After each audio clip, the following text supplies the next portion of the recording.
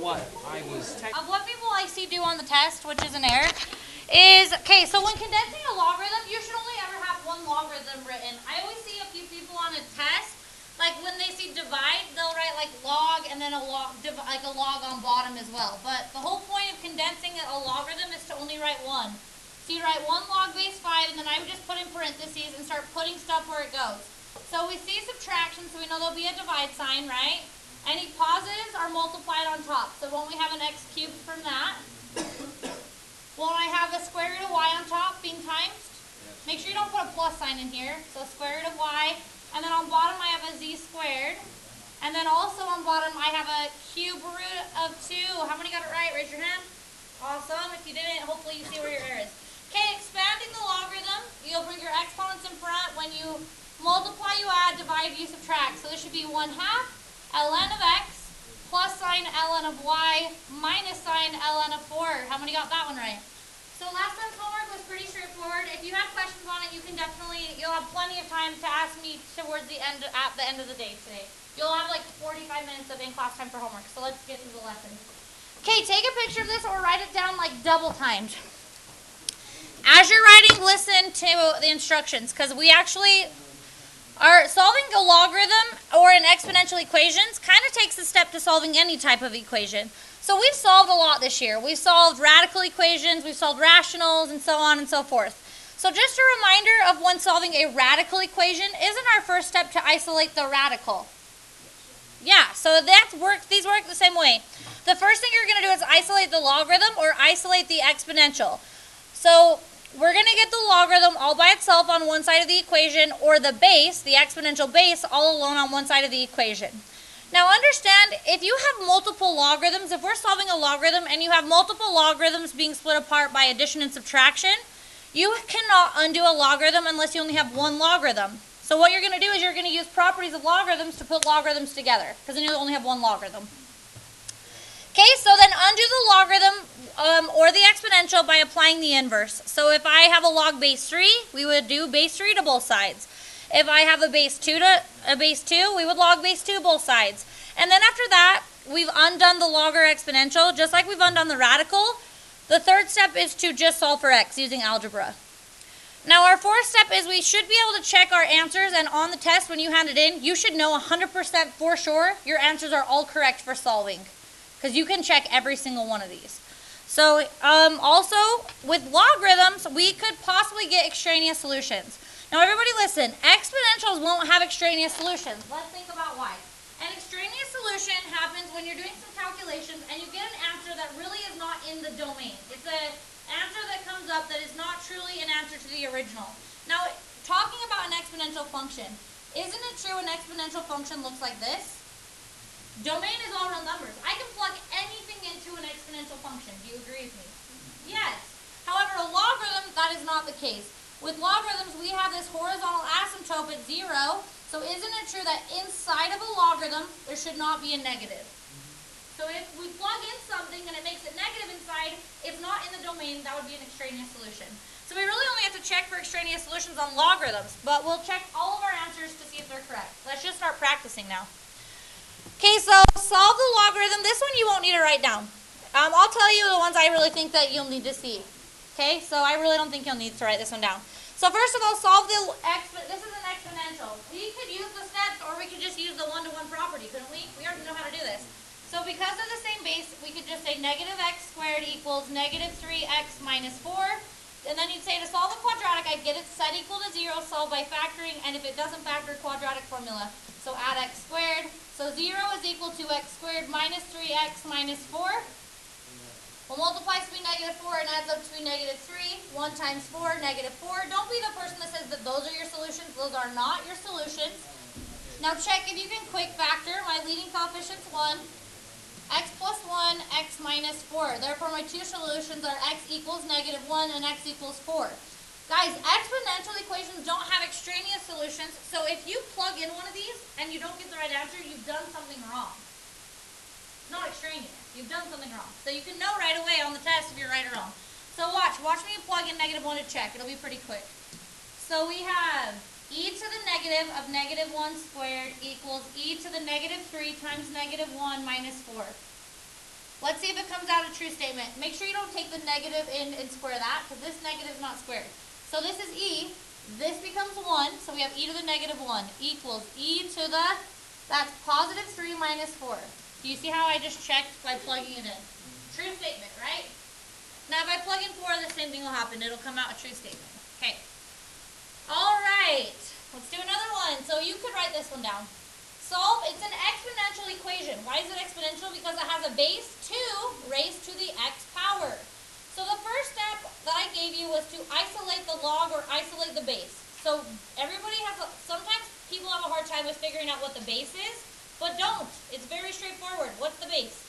2. Base 2 raised to the x. Okay, so isolate the base. So we'd first divide by 3. Don't be the person that multiplies 3 in. 3 is not raised to the x. So now we have base 2 to the x equals 42 divided by 3 is 14. Now do not be the person that says divide by 2. That's not how you undo bases. Log base 2 both sides. So now on this side, log base 2 and base 2 undo each other, dropping x down. So we have x is equal to, and on the right side we have log to the base 2 of 14.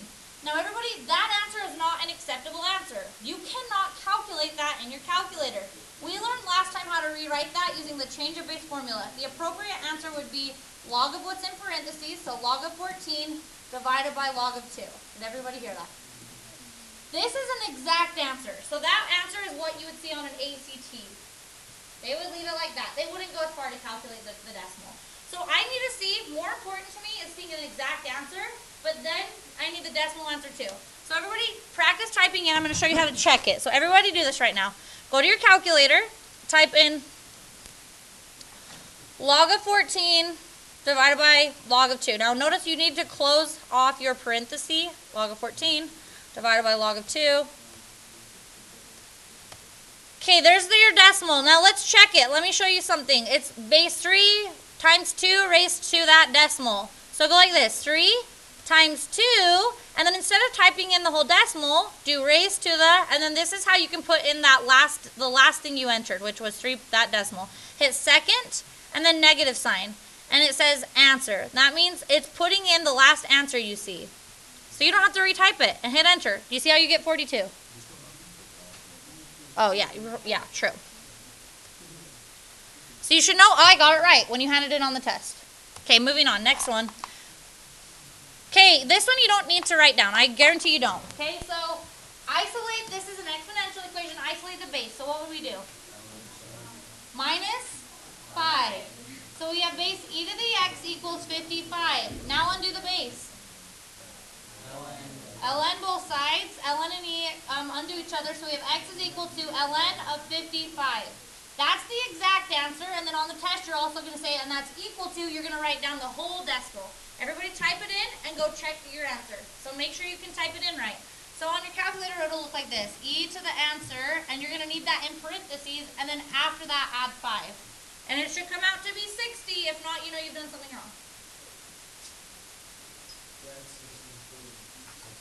Okay. 59.9.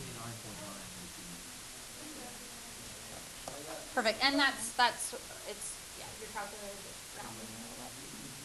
Okay, cool. Let's do another one. Okay, write this one down probably. So you have 2 times base 3 raised to the 2t minus 5 minus 4 equals 11. This is an exponential equation, and our base is 3. Since base 3 has the x in the exponent, the t, the x, same thing, very different variable. So your first step is to isolate the base completely. So wouldn't we add 4 first? 2 times 3 raised to the 2t minus 5 equals, when I add 4, I get 15. Next step, divide by 2. You're going to leave it as a fraction, so we have base 3 raised to the 2t minus 5 equals 15 halves. And now, good, we've isolated the base, so now we'll undo it. Log base 3 both sides. So now log base 3 and base 3 undo each other, dropping down. 2t minus 5 equals, now over here we technically have this. Log base 3 of 15 halves. before you move on, you need to stop and say, I cannot leave that as is. That is not how we write this. We need to use the change of base formula. So we actually have 2t minus 5 equals, the change of base formula is log of what's in parentheses, so log of 15 halves divided by log of 3. And now you would be able to solve for t. So next step, yes. If you were to put the 15 halves into two different logarithms, so like log of 15 over log of 2, would that be a complex fraction, or would the log of 2 go equal to 9? So it's a minus sign, right? If you divide, you subtract, not divide. Oh, yeah. Right, so it'd be on top. And you could do that, but you could also just do this. So that's a valid question. Okay, let's keep calculating. Next step. Add 5. So we have 2t is equal to log of 15 halves divided by log of 3. I want an exact answer, so that's why I'm doing all this, plus 5.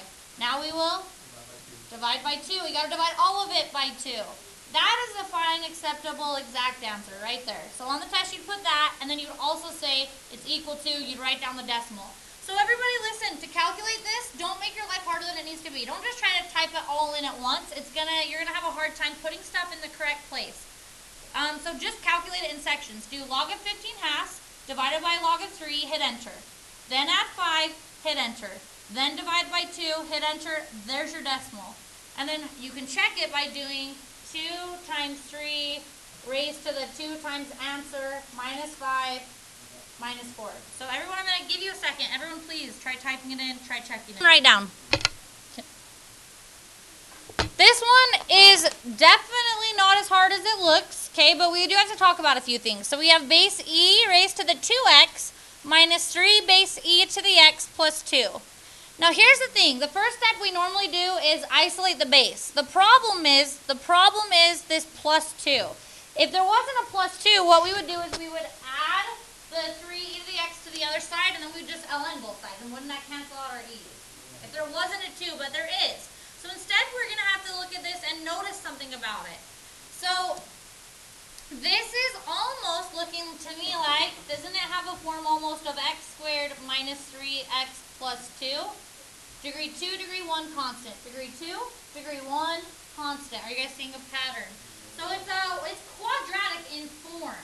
So we're going to rewrite this with a u substitution in a quadratic, and then we're going to solve the quadratic and then do the u substitution part. So can anyone tell me what u would be? E to the x. Now why is that? Because look, isn't this u squared? Look, e to the x squared, guys. Look right here. E to the x squared. Raise a power to a power nu. So do you see how this is this? So we have a u squared right there. And then we have minus 3u plus 2. Now I'm always confused why people have such a hard time picking what the u substitution should be. Doesn't the middle thing need to be the u part? So the middle thing's the u substitution part. It's really straightforward. As long as when you plug it in, it's a square. Okay. So now from here, we're going to solve this quadratic. So you'd say what multiplies to be 2 and adds up to be negative 3. 1 times 2, negative, negative. Equate factors to be u minus 1, u minus 2. Therefore, u equals 1, u equals 2. Now from there, you'd have to say, but I'm not solving for u. U is not u. U is actually e to the x. So we have e to the x equals 1 and e to the x equals 2. And now we can solve for x. So you'd say I need to isolate the base. So e is isolated. Then we need to undo e with a, ln. So we have x is equal to ln of 1. Can anyone remember right away? 0. Yes, x equals 0.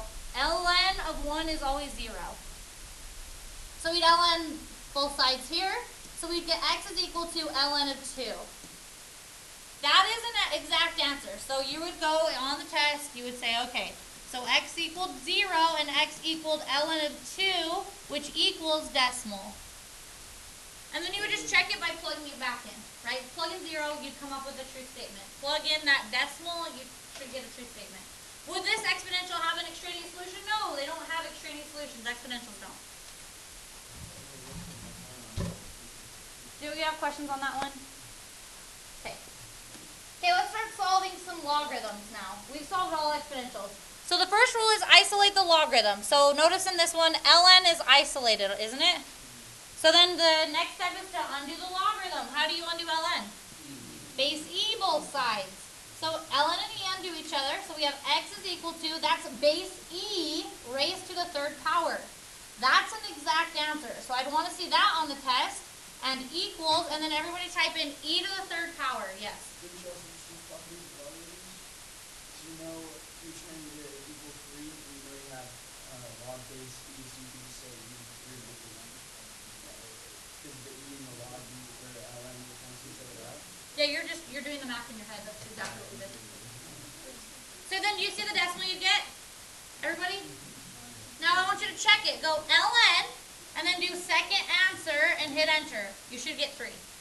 I want to make sure you can check them right. That would be so sad to get to the test and not get 100% on this section.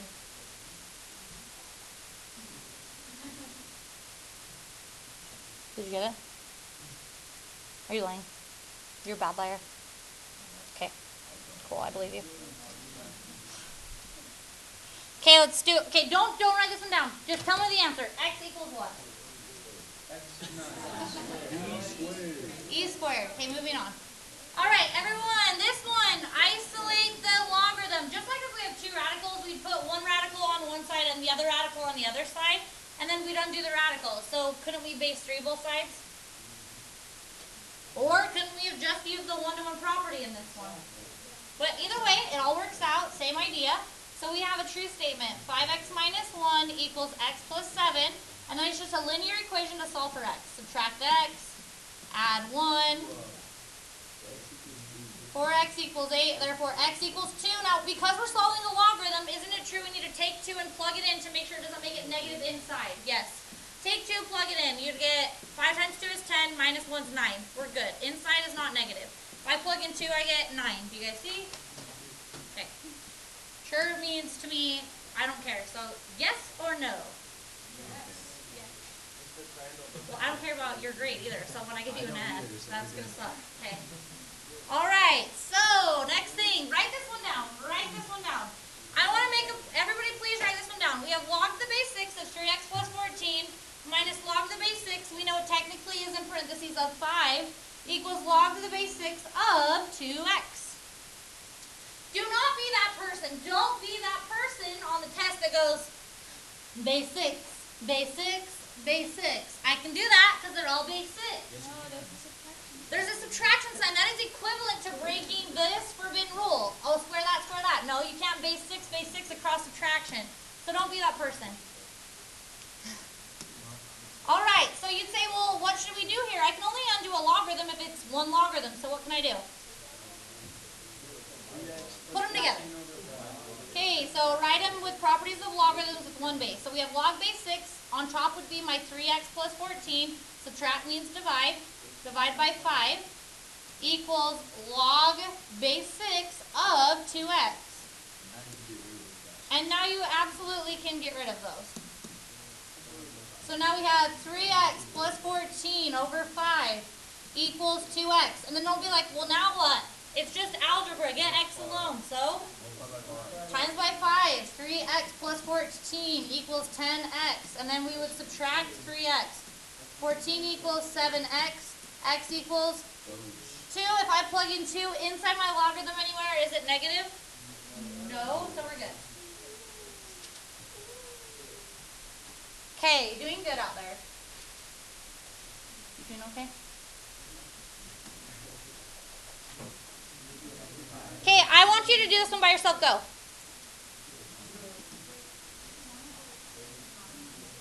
So x equals e to the negative 1/2, true? And then that answer wouldn't really be considered the prettiest answer, would it? So wouldn't that be 1 over e to the 1/2? Which Toby was saying that's 1 over the square root of e. Now is that answer appropriate if we write it like that? No, so we do one more step because we're awesome and we would rationalize our denominator. So wouldn't we multiply by root e, root e? So then on top we'd have root e and on bottom we'd have a e. That would be our exact answer. But honestly, guys, if you would have stopped here, I would have been okay. But this, you might get you a plus a half point on your test or something. Okay, awesome. Now you could, so I'm getting asked where do I type it into my calculator? Honestly, you could type in that and it would give you the correct answer. You don't have to type in, all of these are equivalent, you know, it's just a different way of writing it. Okay, sweet. Let's keep going. Okay, just watch this one. I promise it's super easy, so you don't need to take notes. Okay, what would we do first? So we would have log to the base 5 of 3x, and you said divide by 2, so won't we get a 2? Now what? Base 5 both sides. 3x equals 25? 5 squared. Make sure you don't do 5 times 2, that's base 5 squared, and then divide by 3. So isn't x equal to 25 thirds? If I plugged it in, it doesn't make it negative, all good. Okay, moving on. This is our first one with extraneous solutions if you want to write it down. So we have log of 5x plus log of x minus 1 equals 2. And you would never go, well, we all know it's base 10. You wouldn't say base 10, base 10, base 10, because I can do that. No, I can't do that. So how would we undo the logarithm? I mean, how would we put, we can't undo the logarithm as is, true? Let's put it into one logarithm, and then when you add so we have a 5x times by x minus 1 equals 2. Next step, base 10 both sides. My true statement now is 5x times x minus 1 equals 100. Now, people stop here and sometimes get stuck, but I don't know why. We solve quadratic. It's a quadratic, is it not? To solve a quadratic, we put it in standard form, get it set equal to 0, solve by factoring, if not quadratic formula. So ding ding, 5x squared minus 5x minus 100 equals 0. I'm going to even be able to quick factor this. Can't I pull out a 5? X squared minus x minus 20 will multiplies to be negative 20 and adds up to be negative 1. 5 times 4, negative 5. So I have a 5, I have an x minus 5, and x plus 4. So will this affect my solutions? No. Nope, there's no variable there. So, okay, ignore that. X equals 5, and x equals negative 4. It's a logarithm equation. We got to check our answers. Plug in 5. Does it make anything negative inside? Plug in negative 4. Does it make it negative inside? Yes. Bad news. Then cross it out. It's extraneous.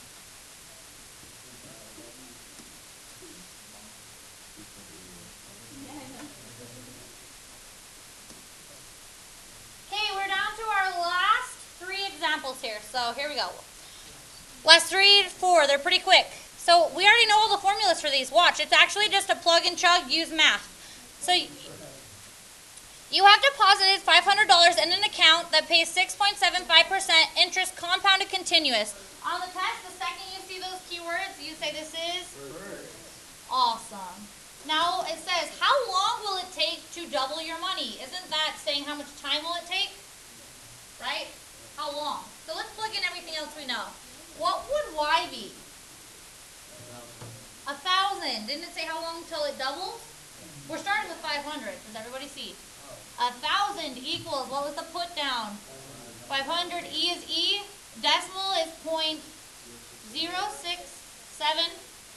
and then we can put T or X. I'm just going to put X, same thing as T. Now, literally, solve for X. It's just exponential. Divide by 500, right? 2 equals base E raised to the 0.0675X, then we would? So we'd have ln of 2 equals 0.067X. So then x is equal to ln of 2 divided by 0.067. Do you guys see how that was really straightforward? Not anything harder than we just did. So then type it in. How many years roughly? 10 point something or other.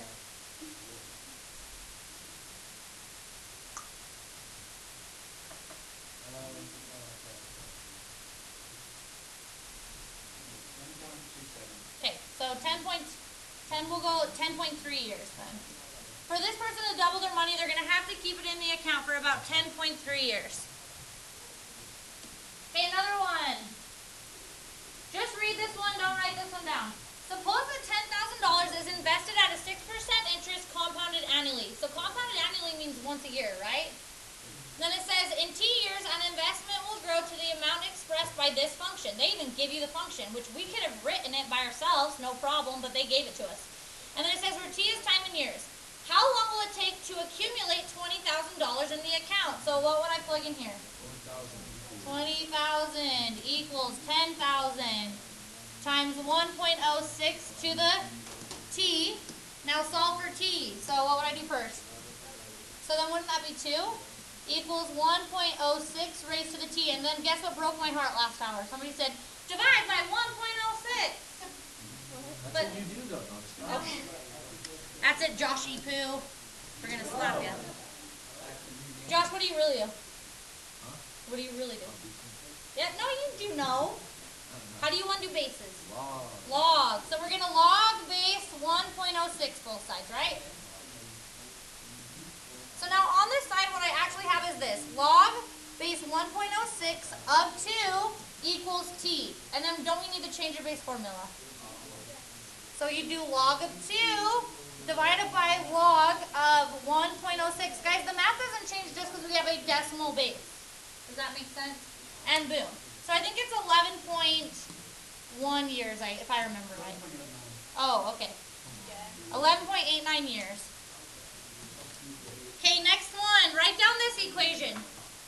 So if I was talking to you about magnitude of earthquakes and intensity levels, like how much more intense was this earthquake than this earthquake? This is the formula right here. I'm going to write it down up here bigger. So write it down. Log of intensity 1 divided by intensity 2 will equal magnitude 1 minus magnitude 2. Most of the time, they'll give you that formula, but in case they didn't, that's what it is. Now, guys, the story problems are all just plug and chug problems like you've seen with just some algebra. So, right here it says, okay, in December of 2004, an earthquake with a magnitude, so magnitude 1, of 9.3 on the Richter scale hit off the northwest coast of Sumatra. The diagram shows the magnitude of an earthquake that hit Sumatra in March of 2005. The formula log of intensity 1 divided by intensity 2 equals magnitude 1 minus magnitude 2 compares intensity levels of earthquakes, where I is the intensity level determined by a seismograph. Okay, that. And M is the magnitude on the Richter scale. How many times more intense was the December earthquake than the March earthquake? So what was magnitude 2? 8.7. So it's saying how much more intense? We're trying to find these I's, intense. Like how much more intense was this earthquake than this earthquake? Let's plug in what we know. So here we go. Log of, we don't know intensity levels, I1 over I2 is equal to magnitude 1 minus magnitude 2. So now we have log of I1 divided by I2 equals 0.6. Now, guys, what are you trying to find? Intensity 1, intensity 2, correct? So how do we undo log? Base 10. Base 10, because it's secretly log base 10. So we base 10 both sides. So now what we have is, I'll write right here, we now have intensity 1 divided by intensity 2 is equal to, I'm going to round to one decimal place, 3.9. Base 10 raised to the 0.6 is 3.9. I just did some calculations. I've rewritten it. 10? 10 to the 0.6 power. Now guys, people then get stuck here and they say, well now what? Well, what did it say? It said, how much more intense is the first earthquake than the second earthquake? So let's get rid of I2 on bottom. How would I do that? Multiply by I2 to both sides. So literally look how this reads now. The intensity of the first earthquake was 3.9 times more intense than the second. Do you see how it literally reads exactly as it shows? Yeah, it literally reads that way. Intensity of the first was equal to 4 times intensity of the second earthquake. That's all you have to say. It was 4 times more intense, pretty much. I'm rounding. Yeah. About 4 times as intense. So it's crazy with magnitudes that weren't that big of a difference on the Richter scale. There was 4 times as much damage on this earthquake. 4 times the amount. And that's because it's a base 10, so it's exponentially getting larger and larger. Okay, this is the last one. Last example of the day. The rest of the time will be yours to do homework.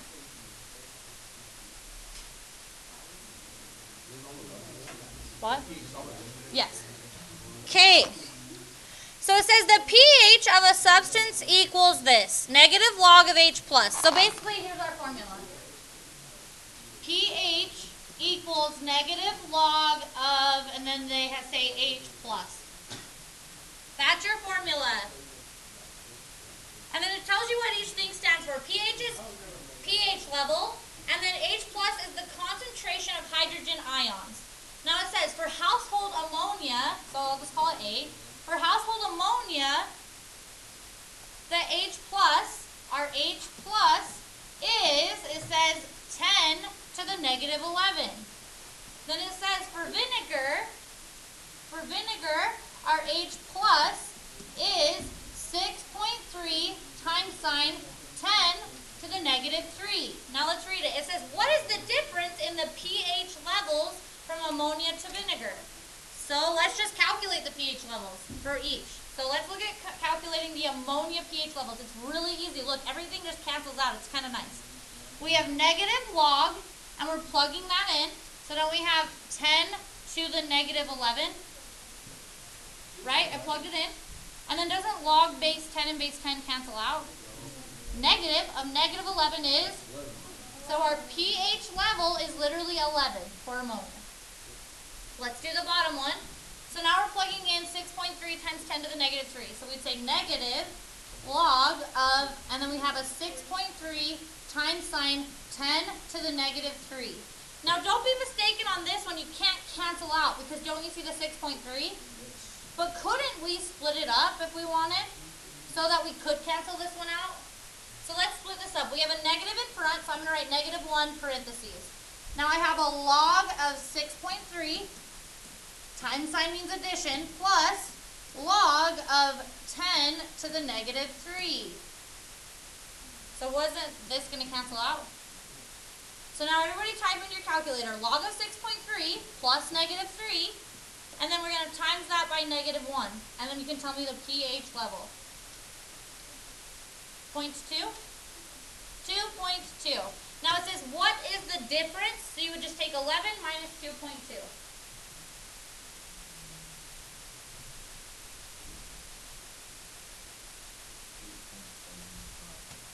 So you said 7.9, so 8.8. Yeah, great.